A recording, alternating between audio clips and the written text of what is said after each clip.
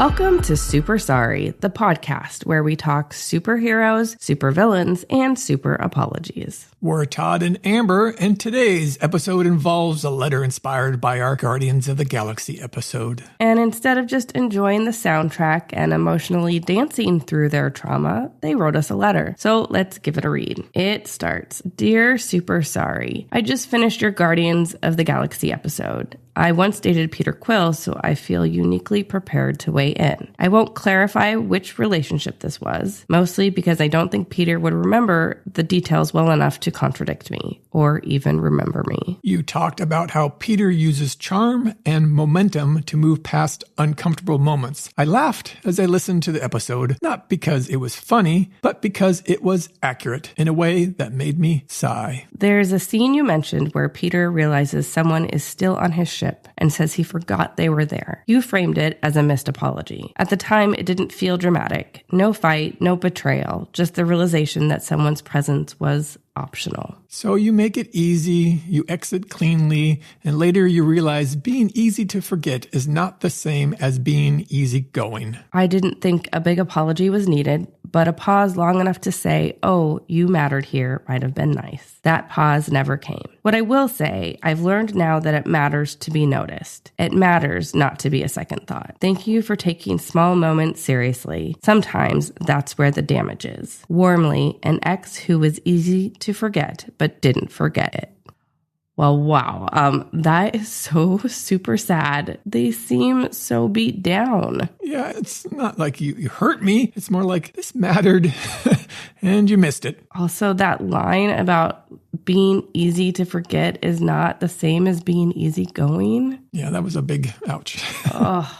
So the scene that was mentioned, the one at the beginning of the movie where Peter forgot that Barit was on his ship. I got a question for you. Did you ever notice that Barit actually has on the same shirt that Peter was wearing when he was abducted as a kid by Yondu? Wait, what? No. Yeah, it's probably easy to get a miss there, but to me, it kind of it shows that Peter must have had some real feelings for Barit. He's letting her, wear that old t-shirt. Probably some sentimental value there. I guess, but hopefully it's not one of his moves to charm the ladies.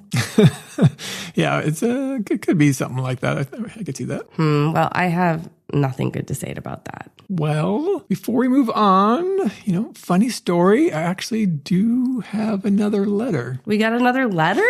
Yeah, it's a rebuttal. A rebuttal to this letter? Or wait, is it a rebuttal to us? Well, let's find out here. Dear Super Sorry. Hello. I am writing as a neutral observer with absolutely no personal stake in Peter Quill's reputation. Just someone who knows him very well, too well maybe. For the record, forgetting someone was on a ship sounds bad when you say it slowly, but space is stressful. There are alarms, there's bells, there's flashing lights. Sometimes people are just there. That doesn't mean they didn't matter. Signed, a completely objective party. Uh-huh.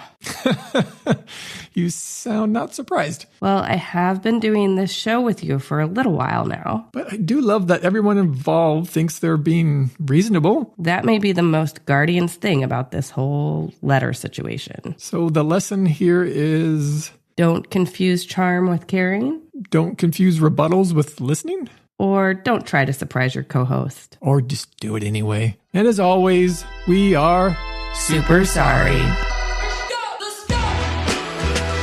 Super Sorry is written and hosted by Amber and Todd. Produced by A Super Sorry LLC. Music by Jam Studio. Your support helps us keep asking the hard questions and saying the hard apologies. Thanks for tuning in and sharing with friends.